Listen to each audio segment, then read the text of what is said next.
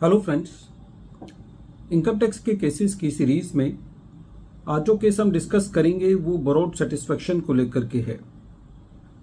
कई बार income tax के cases में जो कि सेक्शन 148 की प्रोसीडिंग से रिलेटेड है, ये देखने को मिलता है कि जो रीजंस असेसिंग ऑफिसर सेक्शन 148 का नोटिस इशू करने के लिए रिकॉर्ड करता है और जो इंफॉर्मेशन असेसिंग ऑफिसर के पास इन्वेस्टिगेशन विंग से होती है, वो information assessing officer as it is copy paste करके अपने रीजंस में डाल देते हैं और असेसी को उसके आधार पर बिना किसी इंडिपेंडेंट वेरिफिकेशन के, बिना ये देखे कि वो इंफॉर्मेशन असेसी से रिलेट करती है या नहीं करती, और बिना कोई अपने लेवल पर ये इंक्वायरी किए बिना कि क्या जो इंफॉर्मेशन रिसीव हुई है वो असेसी से रिलेट करती भी है या नहीं, लेकिन जब असेसमेंट प्रोसीडिंग्स होती हैं तो ये देखने को मिलता है कि जो रीजंस रिकॉर्ड किए जाते हैं और जो एडिशंस की जाती हैं, कई बार उनके बीच में बहुत नाम मात्र का रिलेशन होता है।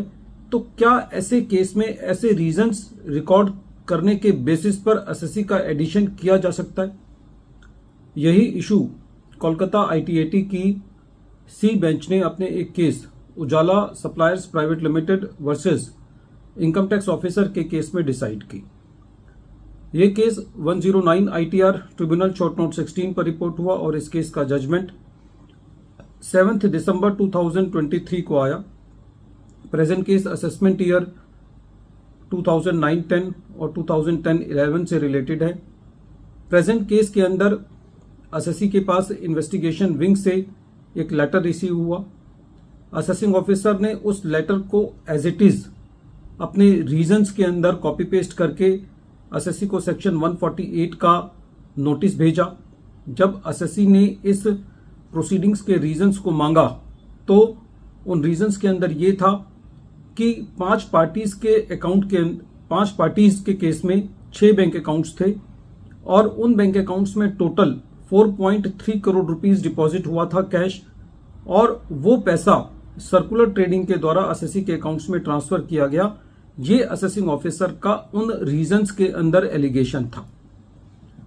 असेसी ने इन रीजंस को ऑब्जेक्ट किया कि ये रीजंस सही नहीं है और ये रीजंस बिना एप्लीकेशन ऑफ माइंड के रिकॉर्ड किए गए हैं। जब असेसमेंट प्रोसीडिंग्स कंप्लीट की गई तो असेसिंग ऑफिसर ने असेसी का टोटल 2.23 करोड़ का एडिशन किया। इस एडिशन के अंदर 3 चीजें थी। पहला, असेसिंग ऑफिसर ने अनडिस्क्लोज्ड अकाउंट का जो पीक क्रेडिट था 61.69 लाख, उसका एडिशन किया। कुछ अनडिस्क्लोज्ड कमीशन का एडिशन किया 17.13 लाख का, और कुछ अनएक्सप्लेन्ड कैश क्रेडिट का एडिशन किया जो कि 1.45 करोड़ था। CIT अपील ने भी इस एडिशन को जस्टिफाई माना। जब ये मैटर ट्रिब्यूनल में गया तो ट्रिब्यूनल में असेसी ने इस असेसमेंट प्रोसीडिंग्स को बोरोड सेटिस्फेक्शन के आधार पर चैलेंज किया। ट्रिब्यूनल का यह कहना था कि प्रेजेंट केस के अंदर जो असेसिंग ऑफिसर है उसने जो इन्वेस्टिगेशन विंग से जो इंफॉर्मेशन आई थी उसको एज इट इज अपने रीजंस में रिकॉर्ड किया है, और ट्रिब्यूनल का यह कहना था कि प्रेजेंट केस के अंदर असेसिंग ऑफिसर ने जो रीजंस रिकॉर्ड करते वक्त कोई भी ऐसी वेरिफिकेशन नहीं की जिससे ये पता चलता हो कि असेसिंग ऑफिसर ने कोई अपना माइंड लगाया उस रीजंस को रिकॉर्ड करने में। ट्रिब्यूनल का ये कहना था कि ये लॉ की इंटेंशन नहीं है कि जो इंफॉर्मेशन आपके पास आए उस इंफॉर्मेशन के आधार पर आप असेसी को नोटिस इशू कर दें। ट्रिब्यूनल का ये कहना था कि असेसिंग ऑफिसर को अपना माइंड अप्लाई करना होता है जो इंफॉर्मेशन रिसीव होती है, और उसको एक अपनी ऑब्जेक्टिव सेटिस्फेक्शन रिकॉर्ड करनी होती है सेक्शन 148 का नोटिस इशू करने से पहले। ट्रिब्यूनल का यह कहना था कि प्रेजेंट केस में जो रीओपनिंग की गई है वो असेसिंग ऑफिसर ने अपने कोई भी रीजंस रिकॉर्ड नहीं किए, तो ऐसे केस में जहां पर जो रीजंस थे और जो एडिशंस की गई हैं उनके बीच में कोई रिलेशन नहीं है, बहुत कम रिलेशन है, तो ऐसे केस में जो असेसमेंट प्रोसीडिंग्स हैं वो बोरोड सेटिस्फेक्शन के आधार पर क्वेश की जानी चाहिए।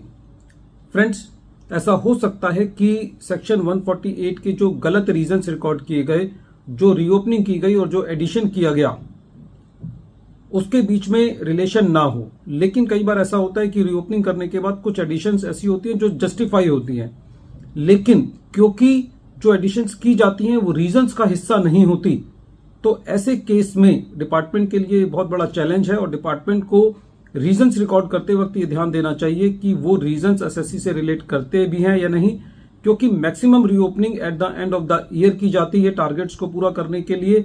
तो रीजंस जो होते हैं वो मैक्सिमम केसेस के अंदर बहुत वेग और बहुत ही लूजली रिकॉर्ड किए जाते हैं, जिससे डिपार्टमेंट बहुत सारे केसेस सेक्शन 148 के बोरोड सेटिस्फेक्शन के आधार पर लूज करता है।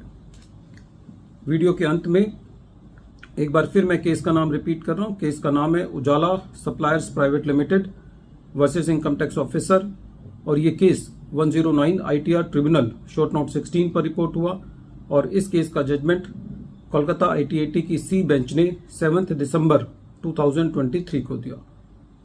Thank you friends.